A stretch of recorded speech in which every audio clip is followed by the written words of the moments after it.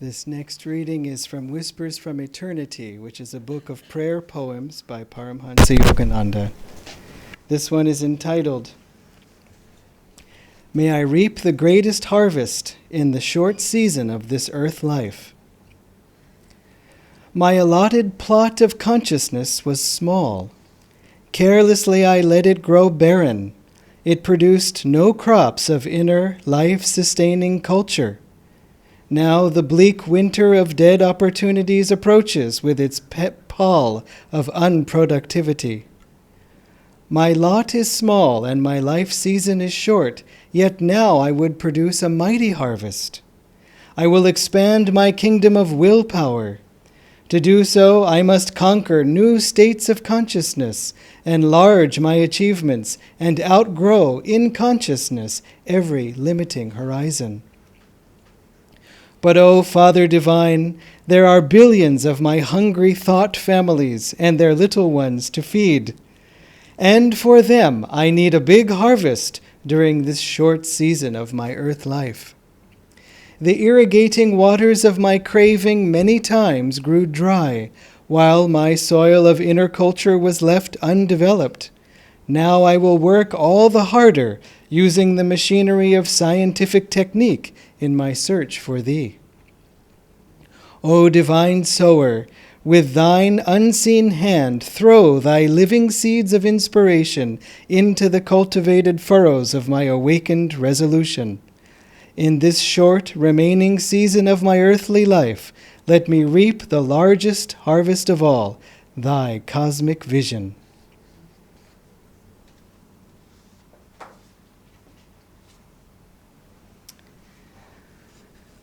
During Yoganandaji's Sunday satsangs or Sunday services, he would share a quote often. He would share a quote from the Bible and also from the Bhagavad Gita, drawing connections between these two scriptures. Part of his mission was to show the universality of all religions, and in particular focusing on these two, Christianity and Hinduism, because if you can show the deep connection between two religions, then it helps you to see the connection between all. The part of this mission was given to him by his guru, Swami Sri Yukteswar, and that mission was also given to him by Mahavatar Babaji, for those of you who may be familiar with him. And so this has been, you could say, a theme of this particular line of gurus. Of course, it's a theme of many spiritual teachers and gurus in the recent years. This reading is entitled, Is God Present Even There Where There Is Ignorance? Truth is one and eternal. Realize oneness with it in your deathless self within. The following commentary is based on the teachings of Paramhansa Yogananda. In the Gospel of St. John, chapter 1, the Gospel of St. John, chapter 1, makes a reference to the divine light that is obscure to the rational faculty, but that enlightens our higher nature. The light shineth in darkness, and the darkness comprehended it not. Reason recoils from this statement with innumerable questions. What is this darkness? Is it conscious that it should comprehend anything? What sort of light would be capable of shining in darkness without transforming at least that part of the darkness in which it shines into light? Does this light shine only at night? And if so, why only then? The solution is that to divine sight, even daylight seems darkness. The sun itself, like the moon, which shines only by reflected light from the sun, is but a kind of reflection of the cosmic light, which, being immaterial, is invisible to the eyes, but which is the great source of all material reality. In Autobiography of a Yogi, Paramhansa Yogananda describes his youthful visit to Ram Gopal Muzumdar, the sleepless saint, who lived in the vision of that hidden light. Around midnight, Yogananda wrote, Ram Gopal fell into silence, and I lay down on my blankets. Closing my eyes, I saw flashes of lightning. The vast space within me was a chamber of molten light. I opened my eyes and observed the same dazzling radiance. The room became a part of the infinite vault, which I beheld with interior vision. Why don't you go to sleep? Sir, how can I sleep in the presence of lightning, blazing whether my eyes are shut or open? You are blessed to have this experience. The spiritual radiations are not easily seen. The saint added a few words of affection. This is the light that shineth in darkness. It has been described variously in the great scriptures. In the Bhagavad Gita, the 11th chapter, the devotee Arjuna is given an experience of the infinite state and exclaims in awe, if there should rise suddenly within the skies sunburst of 1,000 suns, flooding earth with beams undeemed of, then might that Holy One's majesty and radiance, then might be that Holy One's majesty and radiance dreamed of. Thus, through Holy Scripture, God has spoken to mankind, and we'll chant that same Om chant the way we did before again if you feel to. Om, Om, Om.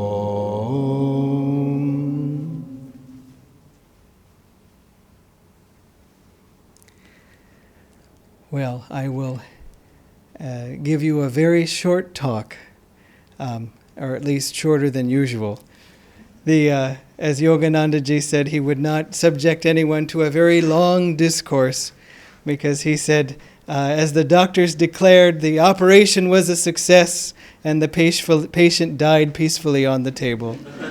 And when he was giving his early classes in America, the students would sometimes complain, give us a more sort of spiritual talk. We want more Sanskrit words and things we don't understand, and then we'll feel like now we've got something. And so he went into a deep commentary on the scriptures, on the state of reality, and he said within 5 minutes, everyone was asleep.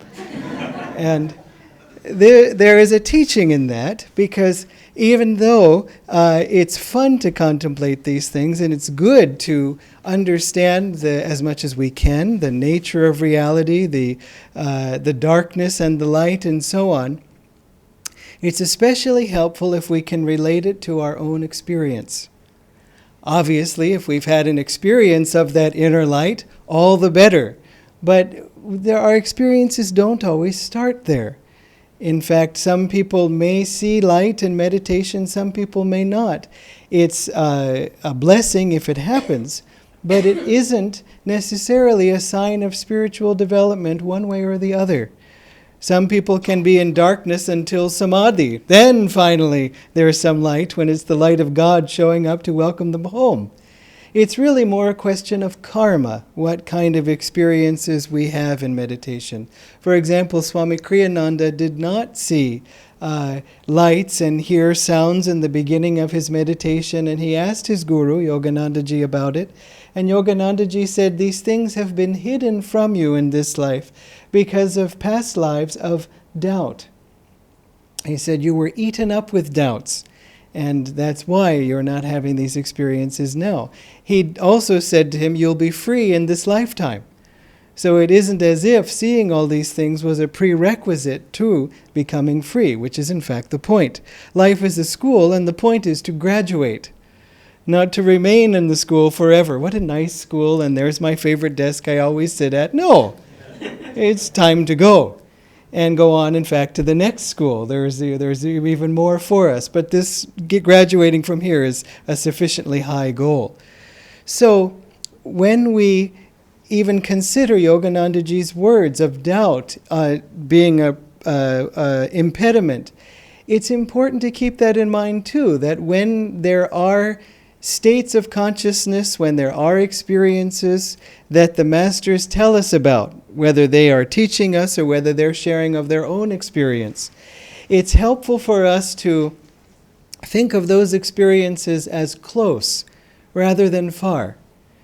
We don't want to affirm something that's just in our own imagination and isn't necessarily true. That's a danger. Patanjali called imagination one of the greatest dangers on the spiritual path.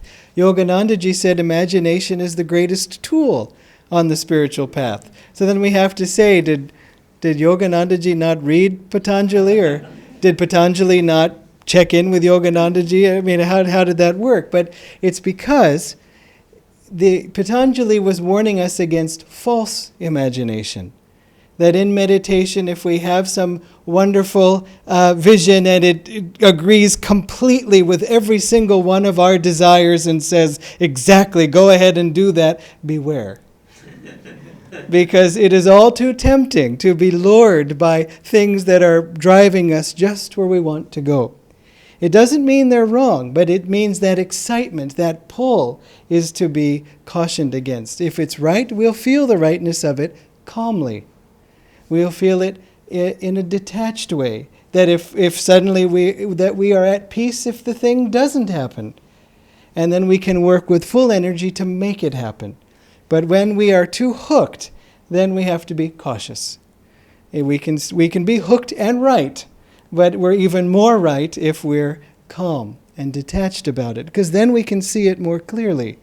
There was a man in one of the churches of Yoganandaji who discovered that one of the members was secretly plotting to take control of the church. And I'm not sure if this episode, Phil, is in your book. And this first man, realizing this plot, announced before everyone, see what he is planning, and denounced the man angrily with harsh words. Yoganandaji came to the man later and first thanked him for saving the organization from a terrible trouble. He added then, the good you did would have been greater if you had spoken more kindly, if you hadn't used such violent speech. And, this is something I think we experience in our lives many times. Often there can be disappointing things we didn't want to happen, but sometimes it's the way in which it was done that hurts much more than the fact that it was done. Suppose we lose a job and instead the boss decides to tell everyone else except us, and we only show up because our key doesn't fit in the door, or because somebody else is sitting at the desk saying, may I help you? And so something like that, something unkind, something lacking in respect, this kind of thing. Sometimes that leaves more of a sting than the actual event.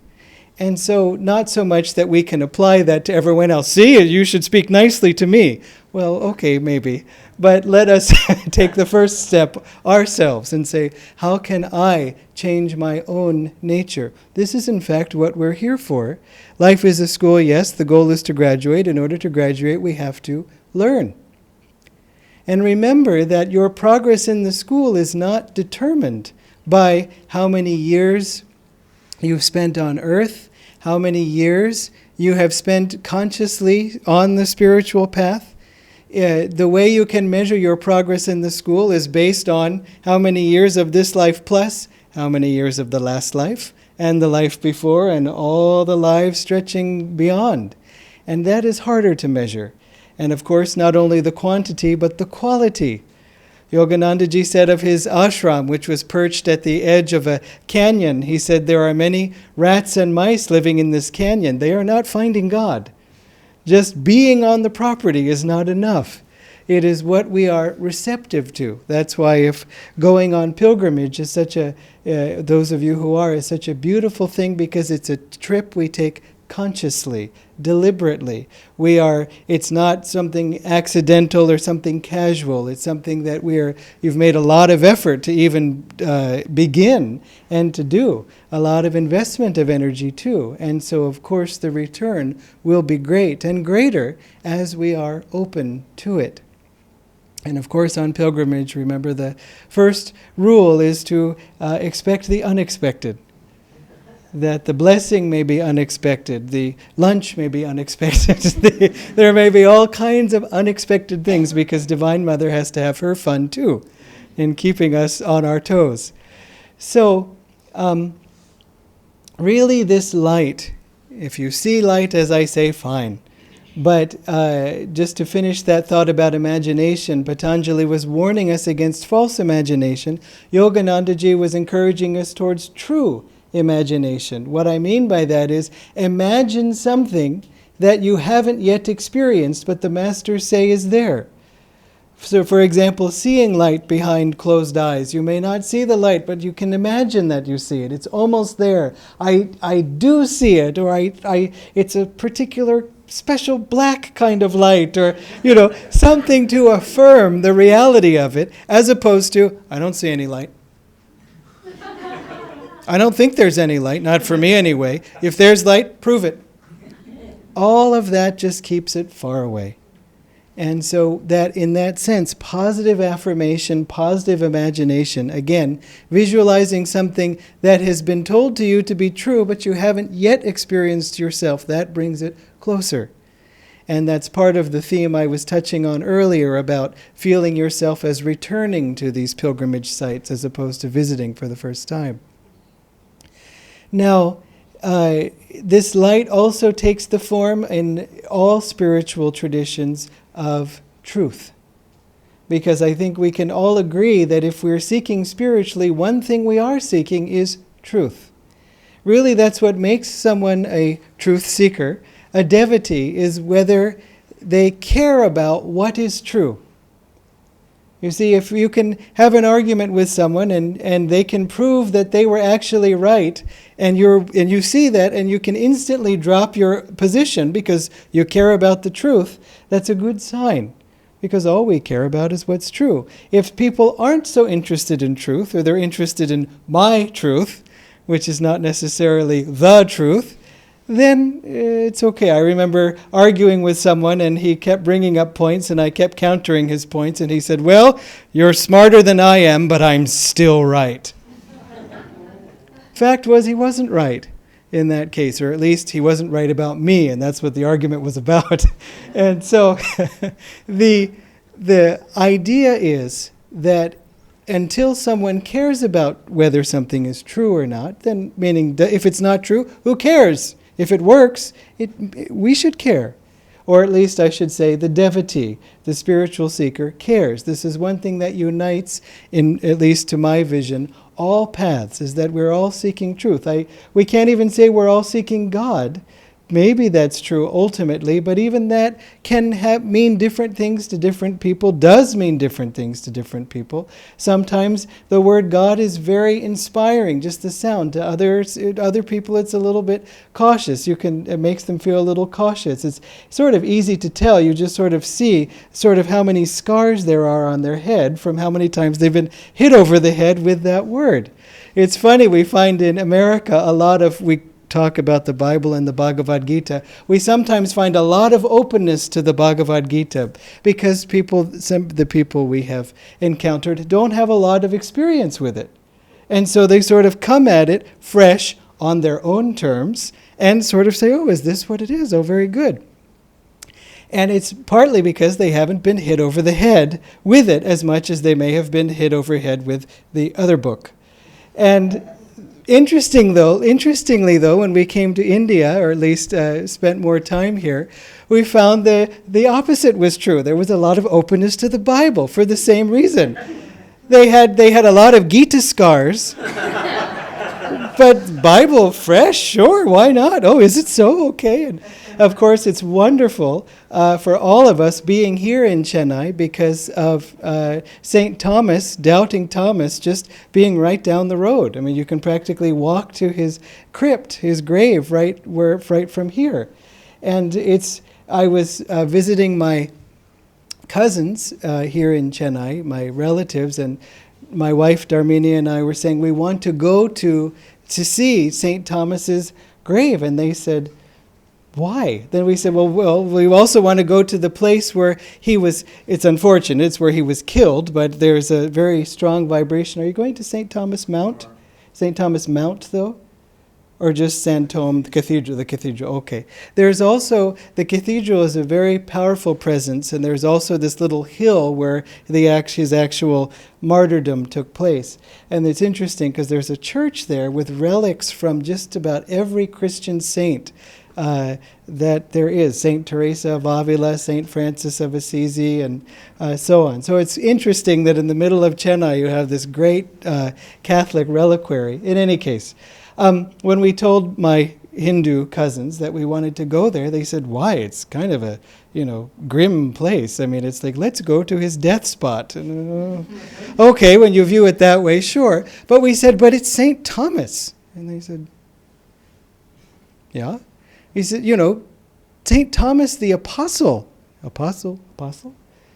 And we said, a direct disciple of Christ. Oh. They said, let's go. And it was so touching to me because it wasn't their tradition, but because Christ was such a figure spiritually and on the world stage, and this was his direct disciple. Then they said, we want to go. And so that kind of openness to the divine, to the sacred, in all paths, in other paths than your own, finding connections between your own devotion and the devotion of others is very enriching. It's one of the great things that happens, again, on pilgrimage. When somebody, when Jyotish and Devi are the leaders of Ananda now, and Swami Kriyanandaji designated Jyotishji as his successor. But when Jyotishji was going on a pilgrimage with Swamiji and others around India, their first stop was an Indian ashram in Hawaii. And the guru there said, though you have come to receive, you've also come to give. You have brought your light to our ashram, just in the same way that we all here in the present in Chennai feel that you all have brought your light here. He said, take the light, we'll add to that light, and then take that combined light to the next place. And share that light, grow that light, receive, and continue on. In this way, even though you are going to places, you are also creating a thread, a journey, a link between all these places. Some of the people in the places may not have visited those other places, even though they might be next door to one another. And so you will be, in a way, forging a path that may not have been done by everyone. And of course, your own journey will never have been done by anyone before you, and nor after. So a master said, we each have our own song to sing. So please keep that in mind, that you are on pilgrimage not just for yourselves, but on behalf of connecting this whole spiritual family on this earth. So we will, is our next thing falling into place? Some of my secrecy is still preserved, okay. Okay, good. So now would be a good time to, okay, good. So we'll conclude now, speaking of light, with an arati. And in the arati, what we do is, of course, I'm sure most of you are familiar, we take the light and we offer it first to the divine as our own offering of light, but then it also symbolizes the light we receive from the divine. And so we'll, often in India, the arati is accompanied to the chant of Shri Ram, Jai Ram, which just means, beloved God, victory to God. And then, one thing that we do here also at Ananda is that we offer for those who are interested a blessing from the masters, a touch of light from that light. And so if that's something you're interested, you can come up for that. If it's something you'd rather you can come directly to the altar and just take the light yourself that way too. You can come to the altar and offer a prayer. You can also just meditate and be comfortable in your seat, whatever you'd prefer. But we'll have the arati now, and if you could, please stand.